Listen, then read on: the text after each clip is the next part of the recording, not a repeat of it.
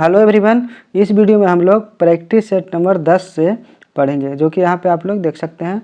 यह बुक है जो एसपीडी का है और इससे पहले 1 से लेकर 10 तक प्रैक्टिस सेट हम लोग पढ़ चुके हैं। और इस वीडियो में 1 घंटा तक हम लोग प्रैक्टिस सेट करेंगे, जिसमें लगभग एक सेट में जीके जीएस का सेट है। एक सेट में लगभग 1 से लेके 40 क्वेश्चन है।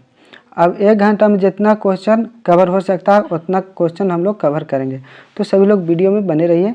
चलिए पहला क्वेश्चन हम लोग देखेंगे। और जो भी स्टूडेंट हैं जो यह वीडियो को देख रहे हैं, कृपया करके वो लास्ट में बताइएगा कि कितना आंसर आप लोग सही कर पा रहे हैं। आपको ये भी पता लगेगा कितना आंसर सही कर रहे हैं। जितना ज़्यादा आंसर हो सके सही करने का प्रयास कीजिएगा। चलिए बताइएगा, मानव शरीर का कौन सा अंग टाइफाइड से मुख्य रूप से प्रभावित होता है? तो पहला का आंसर क्या होना चाहिए? कौन सा अंग टाइफाइड से मुख्य रूप से प्रभावित होता है? आंत। क्या होता है? आंत। चलिए उसके बाद है पानी की गंदगी से फैलने वाला रोग। पानी की गंदगी से फैलने वाला रोग है, कौन सा रोग है? तो हो जाएगा टाइफाइड। टाइफाइड है तो दूषित जल से क्या होता है? दूषित जल से होता है टाइफाइड। तो चलिए उसके बाद है तीसरा नंबर क्वेश्चन को देखिएगा आप लोग। कैंसर अस्थि मज्जा के कौन भाग को प्रभावित करता है? कैंसर है जो अस्थि मज्जा के कौन से भाग को प्रभावित करता है? तो यहाँ पर राइट आंसर क्या हो जाएगा? तो 3 का बी हो जाएगा, ल्यूकोमिया। ल्यूकोमिया। चलिए उसके बाद 4 नंबर क्वेश्चन है एक्यूपंक्चर। देखिएगा, सुई के माध्यम से इलाज किया जाता है। एक्यूपंक्चर खाली स्थान है में अधिक प्रचलित है। मतलब पूछ रहा है कि कौन सा देश में एक्यूपंक्चर सबसे अधिक प्रचलित है। तो इसका आंसर आप लोग भी बताने का प्रयास करिएगा, सोचिए थोड़ा। और यहाँ पर राइट आंसर रहेगा चीन। एक्यूपंक्चर में क्या होता है कि सुई के माध्यम से इलाज किया जाता है। ज़्यादातर इसका उपयोग होता है चीन में। एमएमआर का टीका किस बीमारी में दिया जाता है? एमएमआर का टीका है जो किस बीमारी में दिया जाता है? 5 का राइट आंसर क्या होगा? तो यहाँ पे मेसलेस, मम्स और रूबेला। राइट आंसर क्या होगा? बी हो जाएगा। चलिए 6 नंबर क्वेश्चन है एड्स का अर्थ है। एड्स का अर्थ क्या है? तो यहाँ पे राइट आंसर देखिएगा, बताइएगा आप सभी लोग। तो अक्वायर्ड इम्यूनो डिफिशियंसी सिंड्रोम। देखिएगा यहाँ पे एड्स है जिसका अर्थ कहने का मतलब है कि एड्स का फुल फॉर्म पूछ रहा है। तो एड्स का मतलब ये से होता है एक्वायर्ड, आई से इम्यूनो, डी से डिफिशियंसी और एस से सिंड्रोम। इस तरीक़े से आप लोग याद रखिएगा। चलिए किसी तरह के कोई डाउट हो तो कमेंट करके बताइएगा।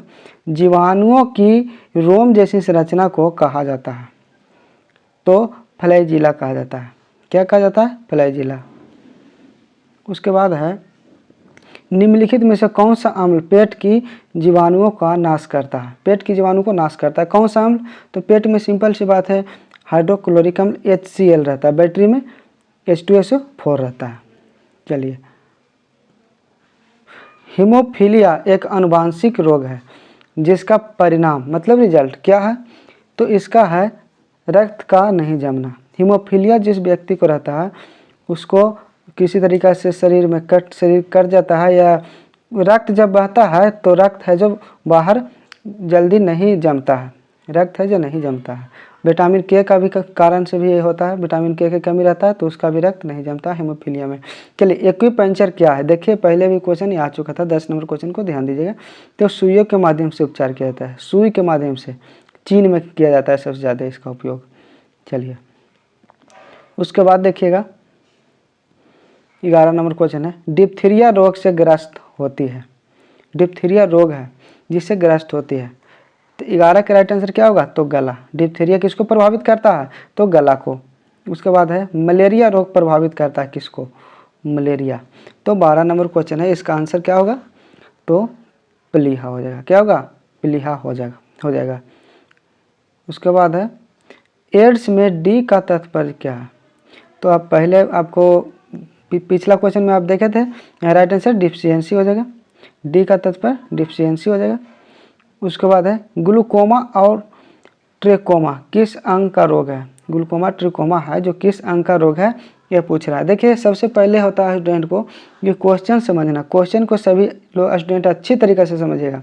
आंसर बनाने से पहले क्वेश्चन को सिर्फ समझना है, उसके बाद आंसर आपको यदि याद रहेगा तो ज़रूर खुद आएगा। यदि क्वेश्चन आप सही से नहीं पढ़िएगा, नहीं समझिएगा, तो आंसर जब मारिएगा तो गलत ही होगा। तो 14 का राइट आंसर क्या होगा? आँख। क्वेश्चन पर फोकस कीजिए, उसके बाद आंसर पर देखिएगा। हेपेटाइटिस रोग में शरीर का कौन सा अंग प्रभावित होता है? हेपेटाइटिस रोग में शरीर का कौन सा अंग है जो प्रभावित होता है? तो 15 का राइट आंसर क्या होगा? तो यकृत। यकृत हो जाएगा। चलिए, रिक्त स्थान दिया हुआ है, रोग पानी के माध्यम से होता है। कौन सा रोग है जो पानी के माध्यम से होता है? तो यहाँ पर राइट आंसर हो जाएगा हैजा। हैजा हो जाएगा। चलिए, प्याज है, देखिए प्याज पूछ रहा है क्वेश्चन में, समझिएगा।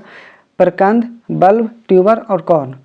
तो 17 का राइट आंसर हो जाएगा बल्ब। प्याज है जो बल्ब है। 17 का राइट आंसर क्या होगा? तो बी हो जाएगा। चलिए, अदरक होता है रूपांतरित, मतलब अदरक जो है जो किस में कन्वर्ट हो जाता है? तो 18 का राइट आंसर हो जाएगा क्या होगा? तो तना हो जाएगा, तना। चलिए, उसके बाद है बांस किस कुल का पौधा है? बांस है जो किस कुल का पौधा है? तो यहाँ पे राइट आंसर क्या होगा? 19 का, तो घास हो जाएगा। बांस है जो घास कुल का पौधा है। चलिए, उसके बाद देखेंगे हम लोग 20 नंबर क्वेश्चन में, समान चीनी या केन शुगर किसे कहते हैं? तो 20 का राइट आंसर क्या होगा? तो सुक्रोज को कहते हैं, सुक्रोज को कहते हैं। उसके बाद देखेंगे लास्ट में आप लोग बताइएगा कितना आंसर आप लोग सही कर पाए हैं। नाशपाती का खाने योग्य भाग है, नाशपाती जो है उसका खाने योग्य भाग है। तो गुद्देदार पुष्पासन, गुद्देदार पुष्पासन है। इसका राइट आंसर क्या होगा? तो ए हो जाएगा। सेब का कौन सा भाग खाने योग्य है? ये सब क्वेश्चन बहुत ज़्यादा ही महत्वपूर्ण है, बहुत सारे एग्जाम में ये सब क्वेश्चन आता है। सेब का कौन सा भाग खाने योग्य है? तो 22 का राइट आंसर क्या होगा? तो मांसल पुष्पासन। आलू उदाहरण है। देखिए, सभी लोग इस सब क्वेश्चन में गलती मारेंगे क्योंकि कन्फ्यूजन है, आता है सभी को, कन्फ्यूजन के कारण गलती हो जाता है। ऑप्शन देता है इसीलिए ताकि आप लोगों को छाटा जा सके। तो देखिएगा 23 का आंसर क्या होना चाहिए? आलू उदाहरण है, तो रूपांतरित तने का। आलू क्या है? तना है, जड़ नहीं मारना है। आलू उदाहरण किसका है? तो रूपांतरित तना का, तना मारना है। चलिए, काली मिर्च पादप एक है, देखिए खाली स्थान है, काली मिर्च पादप एक है, क्या है? तो यहाँ पर हो जाएगा झाड़ी। काली मिर्च एक तरह के झाड़ी है, झाड़ी में आता है। चलिए, उसके बाद देखेंगे हम लोग 25 नंबर क्वेश्चन है, पौधे के किस भाग से जूट की प्राप्ति होती है? पौधे के किस भाग से जूट की प्राप्ति होती है? 25 नंबर क्वेश्चन है। तो तना के। रंजक और खाद्य पदार्थ बनाने में किसका प्रयोग किया जाता है? 26 का आंसर क्या होना चाहिए? तो कैरामल, ये हो जाएगा कैरामल। चलिए, अब हम लोग चलेंगे 27 नंबर क्वेश्चन में। कपास प्राप्त होता है, कपास जो है किससे प्राप्त होता है? तो बीज से प्राप्त होता है। 27 का आंसर क्या होगा? सी हो जाएगा, बीज से, कपास। चलिए, प्याज परिवर्तित रूप है, प्याज परिवर्तित रूप है। देखिए पहले भी एक क्वेश्चन आया था, बताइएगा। तो तने का। प्याज परिवर्तित रूप किसका? 28 का राइट आंसर क्या होता है? तने का, परिवर्तित रूप है प्याज, तने का। उसके बाद चलेंगे होमो सेपियंस किसका वैज्ञानिक नाम है? यह बुक है जो एसपीडी का बुक है, जो कि दरोगा के लिए और बिहार पुलिस के लिए और किसी भी स्टेट के लिए, जीके जीएस के लिए अति ही महत्वपूर्ण है। होमो सेपियंस किसका वैज्ञानिक नाम है? होमो सेपियंस सभी लोगों को पता होना चाहिए। तो चलिए, यहाँ पे राइट आंसर क्या होगा? मनुष्य का। तारपीन का तेल किस पेड़ से प्राप्त किया जाता है? 30 का आंसर क्या होगा? तो चीड़ के पेड़ से प्राप्त किया जाता है। लौंग प्राप्त होती है, लौंग प्राप्त होती है तो पुष्प कलिका से, किससे? पुष्प कलिका से। 31 का राइट आंसर क्या होगा? सी हो जाएगा। उसके बाद देखेंगे हम लोग 32 नंबर क्वेश्चन को, शहद का मुख्य घटक है, शहद का मुख्य घटक है तो फ्रक्टोज, क्या होगा? डी हो जाएगा। 32 का डी हो जाएगा फ्रक्टोज। चलिए, रेबीज के टीके की खोज किसने की थी? रेबीज के टीके की खोज किसने की थी? 33 का राइट आंसर क्या होगा? तो Lewis pasture, Lewis pasture. Hydroponics किससे संबंधित है? हाइड्रोपोनिक्स है जो किससे संबंधित है? 34 का राइट आंसर हो जाएगा मिट्टी के बिना पौधे की वृद्धि से, मिट्टी के बिना पौधे की वृद्धि से हाइड्रोपोनिक्स से संबंधित है। चलिए, पौधे के लिए अच्छा उर्वरक है, पौधे के लिए अच्छा उर्वरक कौन है? तो 35 का राइट आंसर क्या होगा? तो डी हो जाएगा यूरिया, यूरिया हो जाएगा।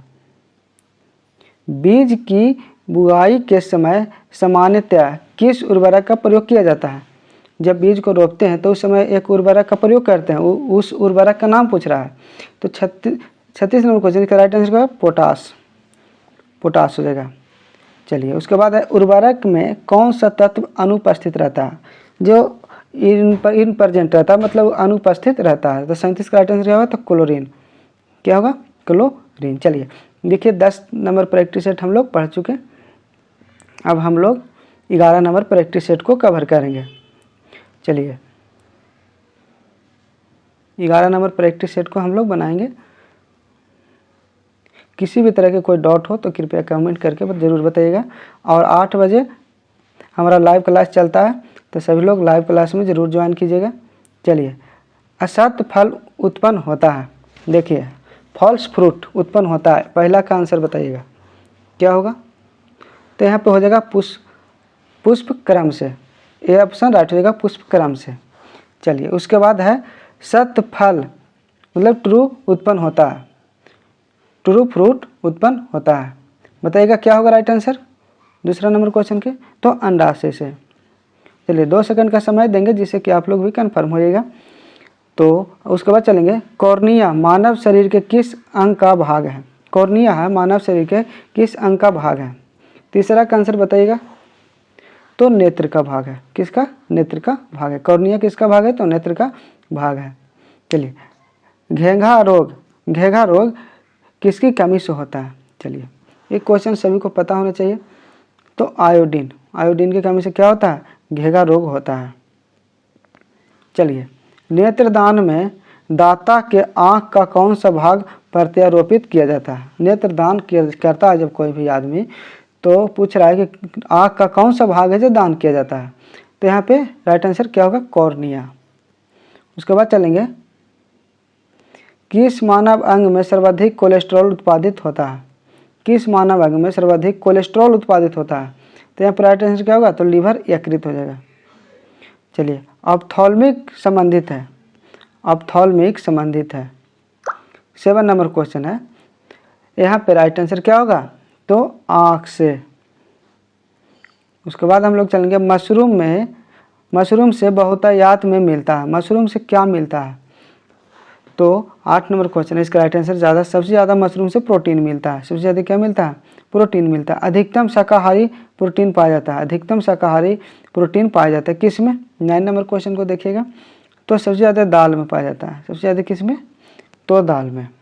अब हम लोग चलते हैं 10 नंबर क्वेश्चन की ओर। तंबाकू में पाया जाने वाला रसायन है, 10 का आंसर क्या होगा? तंबाकू में पाया जाने वाला रसायन है। तो 10 का राइट आंसर भी हो जाएगा निकोटीन, निकोटीन हो जाएगा राइट आंसर। चलिए उसके बाद 11 नंबर क्वेश्चन को देखेंगे हम लोग। कौन सा विटामिन यकृत में संचित किया जा सकता है? कौन सा विटामिन है जो यकृत में संचित किया जा सकता है? तो यहाँ पे हो जाएगा विटामिन ए को यकृत में संचित किया जाता है। विटामिन ए को क्या कहते हैं? तो रेटिनॉल कहते हैं, विटामिन ए को रेटिनॉल भी कहते हैं। चलिए मानव शरीर के किस अंग में हड्डियों की संख्या सबसे अधिक होता है? किस अंग में मानव शरीर के किस अंग में हड्डियों की संख्या सर्वाधिक होता है? 12 नंबर क्वेश्चन है। तो यहाँ पे राइट आंसर क्या होगा? तो अंगुलियों में सबसे ज़्यादा हड्डियों की संख्या होती है। चलिए 13 नंबर क्वेश्चन की ओर हम लोग चलेंगे, देखेंगे नेत्र गोलक किस सेट द्वारा चालित होता है? नेत्र गोलक किस सेट द्वारा चालित होता है? 13 का आंसर क्या होगा? तो 6 मांसपेशियों से, 6 मांसपेशियों से। राइट आंसर 13 का बी हो जाएगा। किसी भी बुक का प्रैक्टिस सेट आप लोग करना चाहते हैं तो कमेंट करके बताइएगा, वो बुक का हम क्वेश्चन लाएंगे, आप लोग को प्रैक्टिस सेट उस बुक से हम कराएंगे। 14 नंबर क्वेश्चन को हम लोग देखेंगे। क्वाशियोरकर तथा मरासमस बीमारी किसकी कमी के कारण होता है? तो प्रोटीन की कमी से होता है। किसकी कमी से होता है? प्रोटीन की कमी से होता है। डायबिटीज, जिसे मधुमेह आप लोग जानते हैं, अंग्रेजी में डायबिटीज, हिंदी में मधुमेह का कारण है। 15 का आंसर क्या होगा? तो ये हो जाएगा इंसुलिन की कमी से, इंसुलिन की कमी से। चलिए खून का थक्का, देखिए पहले हम बताए थे पिछला सेट में, खून का थक्का किस विटामिन के कमी के कारण नहीं बनता है? मतलब खून नहीं जमता है। तो 16 के राइट आंसर क्या होगा? तो बी हो जाएगा विटामिन के। विटामिन के हो जाएगा। चलिए उसके बाद हम लोग चलेंगे, सबसे अधिक लोहा पाया जाता है, सबसे ज़्यादा मात्रा में लोहा किस में पाया जाता है? अंडा में, हरी सब्जी में, दूध में, सेब में। 17 का राइट आंसर हो जाएगा बी ऑप्शन राइट हो जाएगा। हरी सब्जी में सबसे अधिक मात्रा में लोहा पाया जाता है। उसके बाद हम लोग चलेंगे 18 नंबर क्वेश्चन, एलर्जी प्रतिक्रिया के कारण उत्पन्न होता है। एलर्जी प्रतिक्रिया के कारण उत्पन्न होता है। 18 का राइट आंसर क्या होगा? तो दमा। अब हम लोग चलेंगे 19 नंबर क्वेश्चन में, एंटीटॉक्सिन का इंजेक्शन किसकी रोकथाम के लिए दिया जाता है? एंटीटॉक्सिन जो इंजेक्शन है वो किसको रोकने के लिए दिया जाता है? तो 19 का आंसर आप सभी लोग भी बताने का प्रयास कीजिए, थोड़ा सा दिमाग पर जोर डालिए। 19 का राइट आंसर होगा टिटनेस। क्या होगा? टिटनेस। कौन सा रोग ठीक नहीं किया जा सकता है? ऐसा 4 ऑप्शन है जिसमें एक ऐसा रोग है जो ठीक नहीं किया जा सकता, वो कौन है? तो कलर ब्लाइंडनेस, अंधापन। क्या होगा राइट आंसर? अंधापन। ये ऑप्शन यहाँ पे राइट हो जाएगा। चलिए 21 नंबर क्वेश्चन को और हम लोग चलेंगे, विडाल टेस्ट का उपयोग किसकी संभावना की जांच के लिए किया जाता है? विडाल टेस्ट है जो किसके संभावना के जांच के लिए किया जाता है? तो 21 का right answer typhoid. Widal test typhoid से संबंधित है। चलिए एस्टियोमैग्नेटिज्म, एस्टियोमेटिज्म एक बीमारी है। 22 नंबर क्वेश्चन है, तो किसका बीमारी है? तो आँखों की। चलिए 23 नंबर क्वेश्चन में हम लोग चलेंगे, चेचक के टीके की खोज सर्वप्रथम किसी ने किया? तो यहाँ पे हो जाएगा सी, एडवर्ड जेनर। उसके बाद है, मवेशियों में अर्गोटिज्म रोग होता है, तो कवकों द्वारा। ORT किसके रोगों उपचार से संबंधित है? ORT है जो किसको रोग के उपचार के लिए है? तो 25 का आंसर क्या होगा? तो अतिसार। चलिए अब हम लोग चलेंगे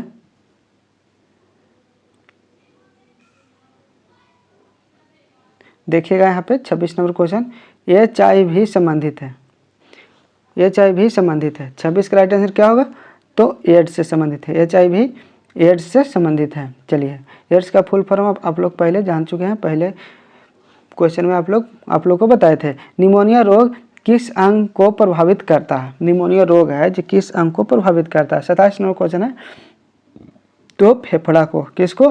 फेफड़ा को। चलिए निमोनिया किसके कारण से होता है? देखिएगा सभी टॉपिक को क्लियर कराते जा रहा है, मतलब कि क्वेश्चन ऐसा क्वेश्चन है जो देखिएगा एक दूसरे से संबंधित है, ताकि आपका एक चैप्टर ही कंप्लीट हो जाए। 28 का राइट आंसर क्या होगा? तो बैक्टीरिया। किसके कारण होता है? बैक्टीरिया के कारण। रिकेट्स एक बीमारी है। देखिएगा रिकेट्स आप लोग पहले भी पढ़े होंगे, एक बीमारी है। 29 नंबर क्वेश्चन है, तो हड्डियों की। किसकी? तो हड्डियों की। किसके इलाज में कीमोथेरेपी उपयोग किया जाता है? 30 नंबर क्वेश्चन है, तो कैंसर के इलाज में। देखिएगा 31 नंबर क्वेश्चन को, स्पॉन्डिलाइटिस बीमारी किसे प्रभावित करती है? किसे प्रभावित करता है मित्र? तो 31 का राइट आंसर सी हो जाएगा, मेरुदंड को। मेरुदंड कहने का मतलब स्पाइनल कोड को। 31 का राइट आंसर सी हो जाएगा। चलिए जो इसे रीढ़ की हड्डी बोलते हैं। उसके बाद 32 नंबर क्वेश्चन में चलेंगे, एथलीट फुट रोग किससे होता है? एथलीट फुट रोग किससे होता है? तो फंगस से। किससे? तो फंगस से। चलिए टिटनस रोग किस जीवाणु से होता है? टिटनस रोग किस जीवाणु से होता है? तो 33 का यहाँ पे राइट आंसर सी हो जाएगा, क्लोस्ट्रीडियम टिटानी। चलिए 34 नंबर क्वेश्चन को हम लोग देखेंगे, टिटनस बीमारी को अन्य किस नाम से जाना जाता है? जो टिटनस बीमारी है उसका दूसरा भी नाम है, वो क्या नाम है? किस नाम से जाना जाता है? 34 का राइट आंसर होगा लॉकजा। सर्वप्रथम जीवाणु का पता लगाया था। किसने? तो ल्यूवेन हॉकने। आप सभी लोग याद रखिएगा। चलिए लॉ ऑफ फ्लोटिंग सिद्धांत की खोज किसने की थी? 36 का राइट आंसर क्या होगा? तो डी, आर्किमिडीज। उसके बाद हम लोग चलेंगे 37 नंबर क्वेश्चन में। देखिएगा यह सेट का यह लास्ट क्वेश्चन है, जीव विज्ञान का जनक कहा जाता है। जीव विज्ञान का जनक किसे कहते हैं? तो यहाँ पर राइट आंसर अरस्तु को। किसे? तो अरस्तु को। चलिए उसके बाद हम लोग एक सेट प्रैक्टिस और करेंगे। देखिए हम लोग practice set 2 cover 2 practice set हम लोग कवर कर चुके हैं। अब हम लोग तीसरा प्रैक्टिस सेट को कवर करेंगे। चलिए देखिए, तीसरा में है 12 नंबर सेट है। चलिए इसका पहला क्वेश्चन आप लोग देखिएगा, रबर के संश्लेषण में प्रयोग किया जाता है। चलिए रबर के संश्लेषण में प्रयोग किया जाता है, आप सभी लोग बताने का प्रयास कीजिएगा। तो यहाँ पे राइट आंसर आइसोप्रीन। रबर किसका बहुलक है? तो आइसोप्रीन का। चलिए, और रबर सबसे ज़्यादा उत्पादन कहाँ किया जाता है? तो थाईलैंड में। याद रखिए आप लोग, सोने के आभूषण बनाते समय इसमें मिलाया जाता है। सोने के जब आप लोग आभूषण बनाते हैं उसमें क्या मिलाया जाता है जिससे कि कठोर हो जाता है? तो यहाँ पे राइट आंसर तांबा। तांबा मिला दिया जाता है जिससे क्या होता है कि कठोर रहता है, क्योंकि सोना भी है, गोल्ड है, जो भी मुलायम धातु है। नायलॉन बनाने में प्रयुक्त कच्चा पदार्थ है। नायलॉन बनाते हैं उसमें कौन कच्चा पदार्थ का प्रयोग करते हैं? तो 3 का राइट आंसर क्या होगा? तो भी हो जाएगा एडिपिक अम्ल। एडिपिक अम्ल। चलिए, मोमबत्ती का जलना आप लोग बताइएगा। मोमबत्ती का जलना रासायनिक परिवर्तन है, भौतिक परिवर्तन है, दोनों है, इनमें से कोई नहीं। 4 का राइट आंसर क्या होगा? तो मोमबत्ती का जलना है जो रासायनिक परिवर्तन है, क्योंकि जल के खत्म हो जाता है। जिसे दोबारा बनाया जा सके वो भौतिक परिवर्तन, और जिसे दोबारा नहीं बनाया जा सकता, एक बार में नष्ट हो गया, वो हो गया रासायनिक परिवर्तन। तो देखिए, मोमबत्ती है जो क्या है, जल के नष्ट हो गया, मतलब रासायनिक परिवर्तन। चलिए, जिसे पुनः बनाया जा सके वो हो जाएगा भौतिक परिवर्तन। आप लोग ध्यान रखिएगा। उसके बाद चलेंगे, आतिशबाजी में हरा रंग किसकी उपस्थिति के कारण होता है? चलिए बताइएगा 5 का आंसर। तो यहाँ पे सी हो जाएगा, बेरियम। बेरियम राइट आंसर क्या होगा? सी हो जाएगा। चलिए उसके बाद चलेंगे 6 नंबर क्वेश्चन में, कपूर को किस विधि द्वारा शुद्ध किया जाता है? कपूर आप लोग जानते होंगे किस विधि द्वारा शुद्ध किया जाता है? तो चलिए यहाँ पे राइट आंसर होगा ऊर्ध्वपातन। ऊर्ध्वपातन के द्वारा। चलिए, निम्न में कौन सी धातु सदैव मुक्त अवस्था में पाया जाता है? कौन सा धातु है जो सदैव मुक्त अवस्था में पाया जाता है? तो सोना। सोना है जो मुक्त अवस्था में पाया जाता है। चलिए, पुराने तैल चित्रों में रंगों का फिर से उभारने का काम आता है। जो भी टॉपिक पर किसी भी स्टूडेंट की कोई दिक्कत हो, कोई समस्या हो, तो कमेंट करके बताइएगा। मैं उस टॉपिक पर वीडियो बना दूंगा, आप लोग को समझाने का प्रयास करूंगा। तो 8 नंबर क्वेश्चन है, इसको देखिएगा क्या होगा आंसर? तो हाइड्रोजन पायरोक्साइड। हाइड्रोजन पायरोक्साइड। चलिए, कौन सा तत्व सभी रंगीन यौगिक बनाता है? कौन सा तत्व है जो सभी रंगीन यौगिक बनाता है? तो 9 नंबर क्वेश्चन, इसका राइट आंसर क्रोमियम। क्या होगा? क्रोमियम। सबसे हल्का तत्व है। सबसे हल्का की बात किया जाए, देखिएगा हल्का और भारी ये सभी चीज़ याद रखने का प्रयास कीजिए। यह क्वेश्चन में सभी जो भी मतलब कि इससे संबंधित है जो क्वेश्चन इसमें डाला हुआ है। तो चलिए इसको हम लोग कवर करेंगे। सबसे हल्का तत्व क्या है? तो हाइड्रोजन। सबसे हल्का तत्व हाइड्रोजन है। चलिए उसके बाद हम लोग चलेंगे, सोना किस अम्ल में घुल जाता है? सोना जो है किस अम्ल में घुल जाता है बताइएगा आप लोग। तो 11 का राइट आंसर अम्लराज में। अम्लराज में सोना मतलब इक्वा राज्य जिसे बोलते हैं, अम्लराज में घुल जाता है। दिया सलाई में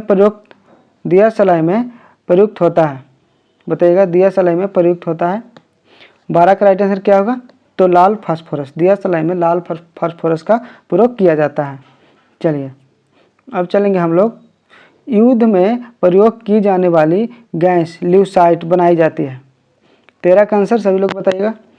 कमेंट करके बताने का प्रयास कीजिएगा कितना आंसर, कौन से सेट में कितना आंसर आप लोग सही किए हैं बताइएगा। तो 13 का आंसर क्या होगा? तो सी हो जाएगा, एसिटिलीन। चलिए उसके बाद हम लोग देखेंगे, लार में पाया जाने वाला एंजाइम जो कि स्टार्च को ग्लूकोज में परिवर्तित करता है। तो यहाँ पे माल्टेस हो गया यहाँ पर राइट आंसर। पेट्रोल में विषैला मिश्रित पदार्थ है। पेट्रोल में विषैला मिश्रित पदार्थ है, कौन है? तो 15 का राइट आंसर होगा टेट्रा एथिल लेड। बी हो जाएगा राइट आंसर। शुष्क धुलाई मतलब ड्राई क्लीनिंग के काम आता है। 16 नंबर क्वेश्चन है, तो बेंजीन। चलिए, दवा बनाने के काम आता है। दवा बनाने के काम आता है तो बेंजोइक अम्ल। क्या? बेंजोइक अम्ल। सबसे अधिक संख्या में किस तत्व के यौगिक है? सबसे अधिक संख्या में किस तत्व के यौगिक है? तो यहाँ पे right answer carbon. Right answer क्या होगा? कार्बन। सी ऑप्शन यहाँ पे राइट हो जाएगा। चलिए उसके बाद हम लोग चलेंगे हाइबर विधि से अमोनिया के निर्माण में निम्न उत्प्रेरक मतलब कैटलिस्ट का प्रयोग किया जाता है। 19 नंबर क्वेश्चन को देखेंगे तो लोहा, क्या होगा तो लोहा हो जाएगा। चलिए नीला स्याही को बनाने में प्रयोग किया जाता है, नीला स्याही को बनाने में प्रयोग किया जाता है। तो 20 का जो आंसर हो जाएगा जो फेरस सल्फेट, क्या होगा फेरस सल्फेट। रेयॉन रेसे तैयार किया जाता है, रेयॉन के जो रेशा है जो तैयार किया जाता है किससे तो सेलुलोज से, सेलुलोज से तैयार किया जाता है। देखिए आगे की ओर हम लोग चलेंगे। नाभिक का आकार है, नाभिक का आकार कैसा होता है तो 22 का राइट आंसर क्या होगा तो डी हो जाएगा 10 के पावर -15 मीटर। नाभिक का आकार होता है 10 के पावर -15 मीटर। चलिए अब चलेंगे निम्न में अस्थायी कण, देखिएगा अस्थायी पूछ रहा है। 23 का राइट आंसर क्या होगा तो सी हो जाएगा न्यूट्रॉन। चलिए सभी चीज़ याद रखिएगा क्योंकि इलेक्ट्रॉन प्रोटॉन न्यूट्रॉन सभी का याद रखिए। देखिए आपको बताते हैं इलेक्ट्रॉन का खोज किया था J Thomson, J Thomson. Proton का खोज किया था किसने तो गोल्ड स्टीन, और न्यूट्रॉन का खोज किया था चैडविक, चैडविक किसने किया था तो चैडविक।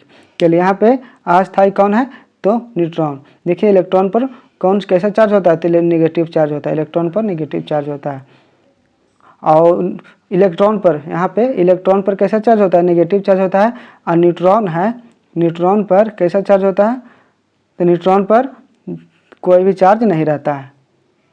चलिए अब हम लोग चलेंगे 24 नंबर क्वेश्चन पर। किसी परमाणु के गुण निर्भर करते हैं, किसी परमाणु के गुण निर्भर करते हैं तो 24 का राइट आंसर डी हो जाएगा इलेक्ट्रॉनिक संरचना पर, इलेक्ट्रॉनिक संरचना पर। चलिए मतलब इलेक्ट्रॉनिक कंस्ट्रक्शन आप लोग जानते हैं। किस विटामिन के जलीय विलयन का रंग गुलाबी होता है, जलीय विलयन का रंग है जो गुलाबी होता है तो यहाँ पे विटामिन बी12, विटामिन बी12 सबसे हल्की धातु है। देखिए यहाँ पे आ गया सबसे हल्की धातु है 26 का आंसर।